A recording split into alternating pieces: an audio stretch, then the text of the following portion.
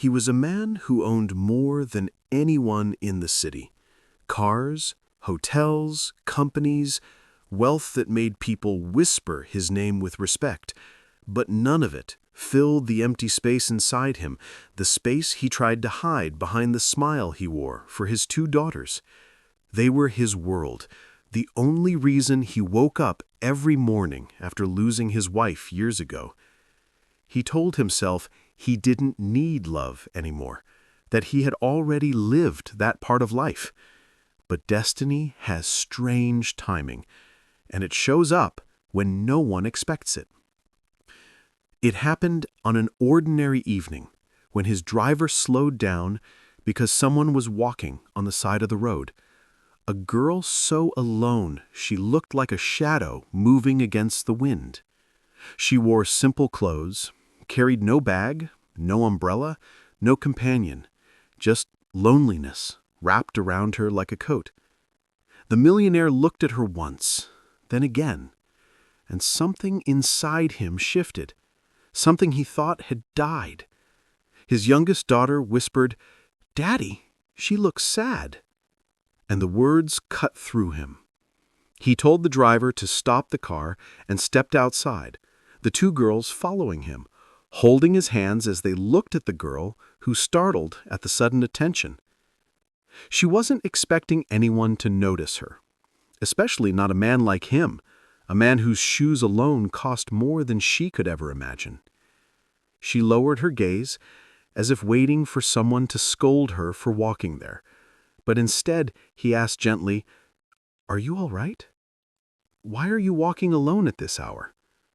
She hesitated, then said softly, "I have no one, no home, no family. I'm just going wherever the road takes me." His daughters exchanged glances, their hearts too young to understand the weight of her loneliness but old enough to feel it. And something inside the millionaire, something buried for years, came alive. He didn't think about society, status, questions, judgments. He only thought about the truth standing in front of him, a girl who had nothing, and yet somehow he felt she carried everything he had been missing. His daughters tugged his sleeve and said, with an innocence that changed everything, "Daddy, she can come with us. She can stay with us." The girl shook her head quickly, embarrassed, afraid. "No, I don't belong in your world." But he looked at her with a long, deep breath, a decision forming in his heart faster than logic could stop it. "Maybe you belong more than you think," he said. And then, surprising himself, the words slipped out unplanned, honest, unstoppable. "If you want, you can marry me." The girl froze, unable to speak, unable to breathe. Who proposes like that? A stranger, a millionaire, a man surrounded by love from his daughters but starved of love for himself.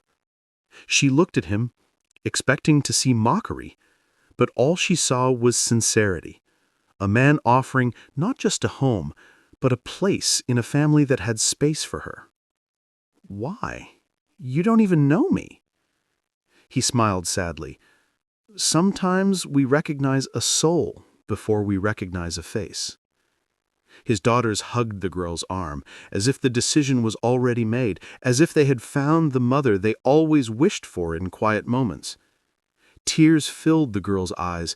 No one had spoken to her in kindness in years, and now here was a man offering a home, a future, a family. "I don't deserve this." She whispered.